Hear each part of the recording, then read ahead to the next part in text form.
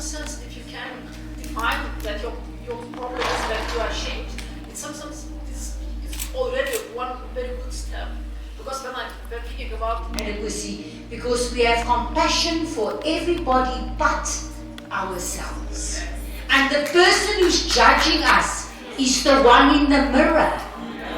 That's the person who we need to deal with most. And I would like to ask our panel here, in terms of this concept of dealing with that, what kind of advice, from your perspective, would you offer us to say, we've got to deal with this shame issue, we've got to show this compassion for ourselves and love ourselves, and Kim would say the way that God loves us, unconditionally. How do we get to that? Is there some things you can share with us about overcoming that shame and get to, but I like myself? And you can answer that in any order. Rovila, you want to start? Okay. Okay, so I will just start by also just giving my personal experience. I'm short, I think that's pretty much obvious, but what struck me as I grew up was the fact that that was always the first thing people wanted to say when they looked at me. And I realized that I had to start embracing it and start loving it. So I chose to do things that short people would enjoy versus tall people, right? And that made me want to be in spaces where when I come into it, I start asking myself, do I want to be here? Do I want to do this? That helps me take away the fear. I'm going to give an example of our everyday experience in terms of getting pregnant out of wedlock. Whether or not you believe in God or whether or not you believe in someone else with us, and how that affected you, and your perception of self-worth, and your experience of unworthiness that came with the journey you traveled. Would you share that with us? Yes, with pleasure. Thank you. So, I am an industrial psychologist, and I was consulting at the top of my game, mainly to the manufacturing industry. So to a lot of the big manufacturing companies in South Africa, and helping them embody or put into place a lot of what was happening in Japan in terms of world-class manufacturing, from a human capital development side as well as from the manufacturing, just running the actual processes, process improvement. And I was doing very successfully in a very male-dominated world. Again, I think earlier this morning someone was saying we have to break our own narrative. We have to own our stories and break the narratives in our head. And so when we allow that unworthiness in, that not enoughness, I'm not enough, I'm less than, there's this massive standard that I'm expected to achieve on every front.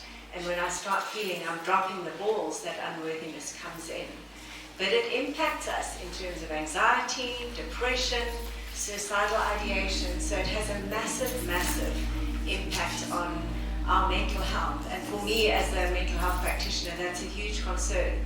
And I see that in practice. I see women coming in with imposter syndrome and feeling that even though they are doing well, it just never feels enough, and they constantly feel like I'm going to get caught out. Someone's going to find out I'm not the real deal.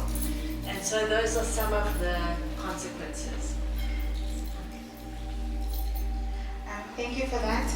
I would just mention that one of the consequences that I think we deal with, especially women my age, is going to be feeling like, I think it's the imposter syndrome, but I just want to expand on it in saying that we don't even stop to celebrate our achievements because it never feels like you achieved. It just feels like this is almost, so try again, strive for something else. The way in which we have defined success, women wear different hats, and at the same time, we can't celebrate them for all their heads until they say, I'm a mother of two, I'm an author, I'm this and that. Success is defined and put in different boxes. So it's almost like at every season, pick a box, celebrate that, leave it, pick another box. So there will be a season where I'm a good mom, a season where I'm a good author, a season where I'm good at something. But I can't constantly embrace myself in all those different phases. I think it's important important to remember that these expectations originate outside of us. And then we choose to internalize them. We can also choose not to internalize them. Right? So whose expectations are you actually trying to live up to? Are they your own? Are they someone else's? When did you decide that you agree with that definition? So if you're trying to live up to Expectations contributed to this unrealistic demands on women that we still facing today.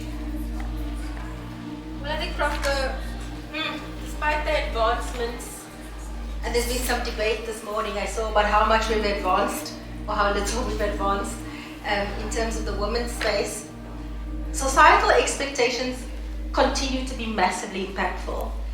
They start with these external factors, so what your parents want you to be, and you want to satisfy that. Then you get into a relationship and your partner has expectations. If you become a parent, your children have expectations, but your mother has expectations of what kind of parent you are supposed to be. So now we're dealing with 3 generations worth of expectations. Patriarchy tells us that we can come into men's spaces, but we mustn't drop the ball on anything else. You must still cook a 3-course meal, you must be a goddess in the bedroom, you must rock the boardroom, and please do it in heels for the love of God. So we can go into the men's spaces, but not compromise on any of the spaces we were in before. So it's this incredible stretch that we go through, and we fall for it because we try and do it perfectly. So there's a difference between excellence and perfection.